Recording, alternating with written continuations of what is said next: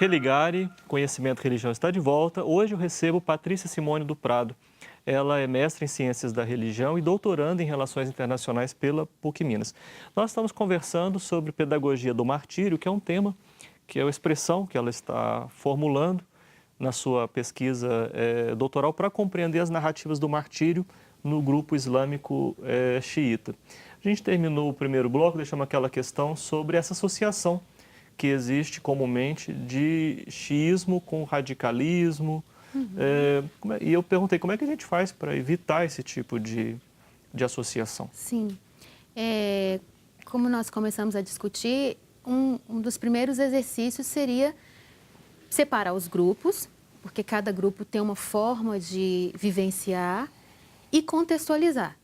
Porque eu não posso dizer que o grupo xiita do Brasil tem práticas como o grupo xiita do Líbano, por exemplo. São xiitas, têm a mesma base teológica, mas a forma de vivenciar certas práticas, elas diferenciam até mesmo pela questão contextual. O martírio, por exemplo, é uma delas. O martírio é um conceito caro para qualquer xiita, mas nem todos os xiitas vão precisar estar num pequeno jihad, ir para a Síria, por exemplo. Então, a contextualização é muito importante. Então, quando esse jargão, né, os xiitas são radicais, ele se torna presente no cenário xiita em 79, por causa da Revolução Iraniana.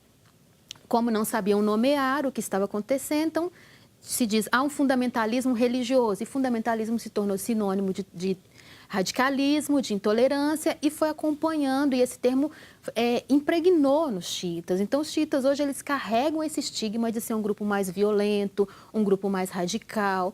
Só que nós precisamos olhar não só para os xiitas, mas para qualquer grupo religioso, em especial para o Islã, que carrega muito essa marca, esse estigma de ser uma religião violenta.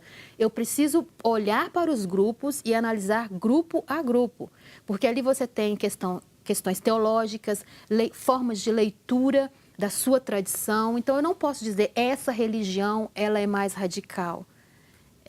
Seria algo sem lógica. Então, o meu conselho é, se você quer entender um grupo, se você quer entender os xiitas, você precisa olhar os xiitas mais de perto. E é o que você está fazendo, né? É o que eu estou fazendo. E agora você está formulando, né, essa expressão pedagogia do martírio. Sim. Não é? Isso aí é a pérola da sua tese doutoral. O que você está identificando como essa pedagogia do martírio na narrativa xiita?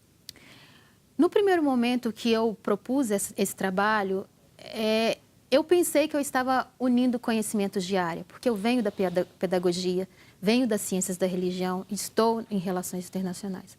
Mas à medida que a construção foi tomando corpo, eu percebi que ali havia algo novo. Não existe uma pedagogia do martírio construída, mas existem elementos que apontam para uma prática, para uma pedagogia e que tem na narrativa de Hussein a sua base. Então, a minha busca é essa. Quais os elementos apontam para essa pedagogia? E o que você já encontrou? E, para isso, eu estou mapeando também 3 instituições de longa formação. Né? Uma vez que eu trabalho com a questão do ensino, do aprendizado, que é a religião, a escola e a família.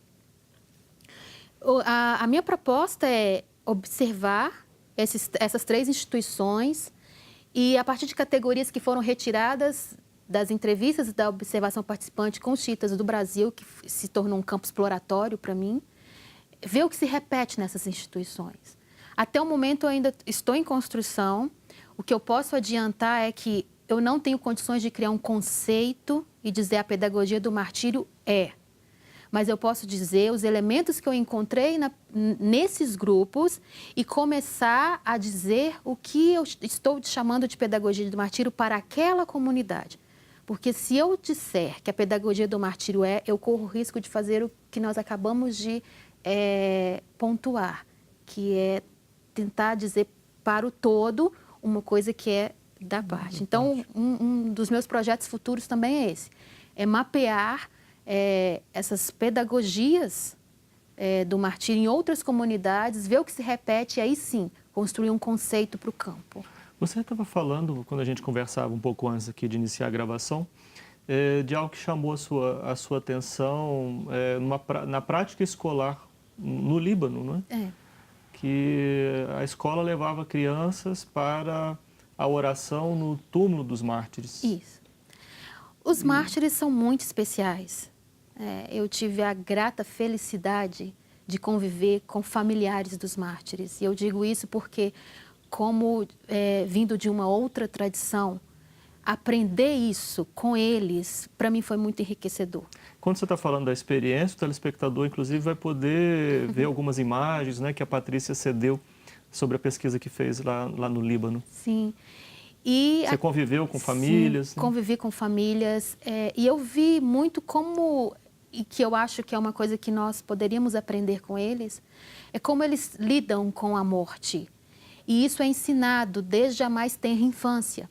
Então, essas crianças, elas participam tanto dos rituais, como o ritual da Ashura, que conta sobre a morte do Imam Hussein, e são 10 dias, então os familiares levam as crianças e elas participam não só de ouvir, mas elas participam de forma ativa. Então, elas distribuem alimentos, porque é uma prática entre eles distribuir alimentos. E na questão do exemplo que você traz, eu vi fotos de uma escola que eu conheci a escola pessoalmente, que é para filhos de mártires. Então, eles levam as crianças até os cemitérios, que são cemitérios específicos para os mártires, e ali eles ensinam a fazer preces para os mártires. Então, as crianças, elas são ensinadas a rezar pela alma daquele mártir, porque o mártir, ele tem um valor muito especial, porque o sangue daquela pessoa foi derramado para que aquelas pessoas continuassem a viver. Então, quando você pergunta para uma mãe, o que você sente? Como eu perguntei para uma mãe, diante do túmulo do filho dela. O filho dela morreu no ano passado na Síria, um jovem de aproximadamente 22, 23 anos. E eu perguntei, o que você sente diante desse túmulo? E ela me disse, ele está aqui. Então, as visitas são recorrentes.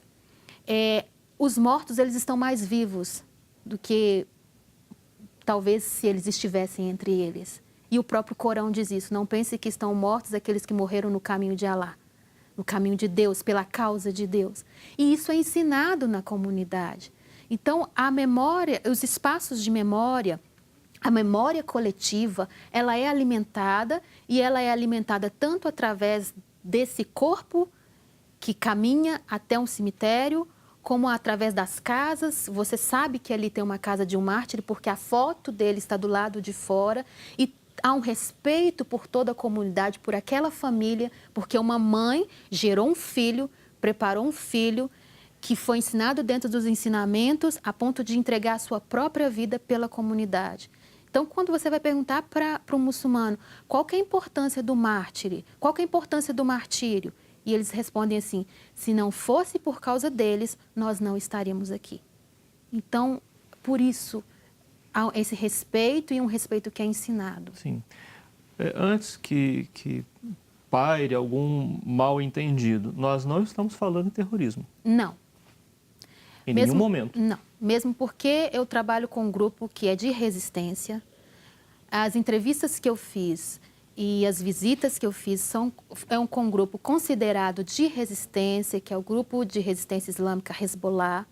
Dentro do Líbano, ele é tido como um grupo de resistência.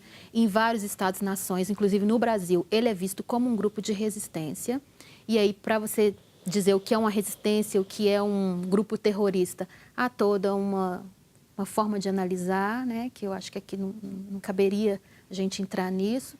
Mas, e quando eu digo do mártir, é aquele rapaz que está junto com esse grupo, que é um grupo militar, que vai até um outro país lutar uma guerra contra terroristas e que morre em combate. Sim. E o papel da mulher?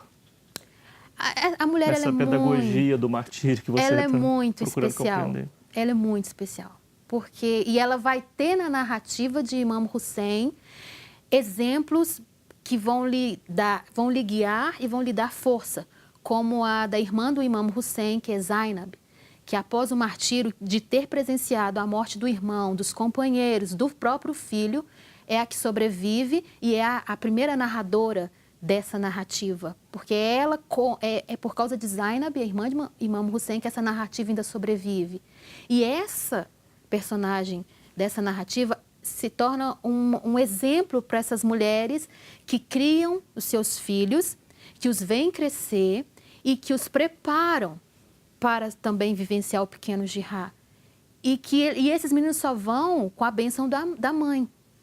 Então, não é uma questão que elas não estão conscientes, elas estão muito conscientes. Eu tive a oportunidade de entrevistar uma mulher na faixa dos 34 anos, ela tem 4 filhos, 3 meninas, 1 menino.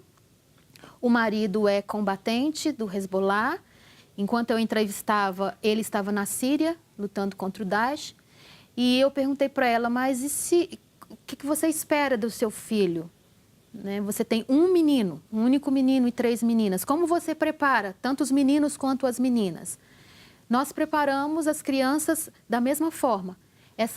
As meninas eu as preparo para serem mães, para serem esposas, para serem companheiras. E o meu filho para dar prosseguimento ao que o pai dele está fazendo. Você acha que se o meu marido morrer na Síria, eu vou levar ele para um outro lugar para que ele tenha uma outra vida? Não.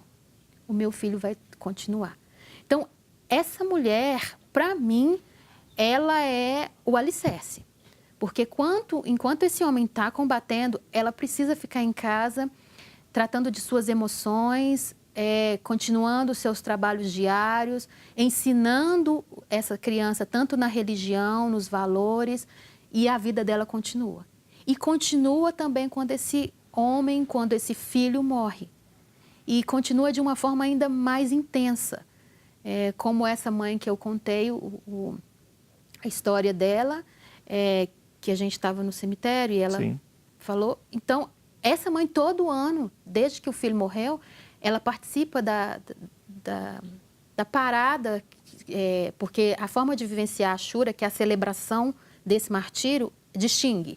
Então, você pode fazer procissões, como pode ter teatros. Então, em Beirute tem uma procissão e tem vamos chamar assim de uma ala, né? Um grupo das mães. Sim. Então, essas mães, elas estão em grupos e elas têm que desfilar com a foto dos seus filhos. Então, ao mesmo tempo que há um orgulho ali, demonstrando para toda a comunidade, o meu filho morreu por vocês, há também uma dor, que é real. Patrícia, muito obrigado pela sua participação aqui no Religare. Você acompanha o nosso programa aqui pela TV Horizonte. A gente agradece pela sua participação e a gente volta na próxima semana com mais um Religare, Conhecimento e Religião. Até lá.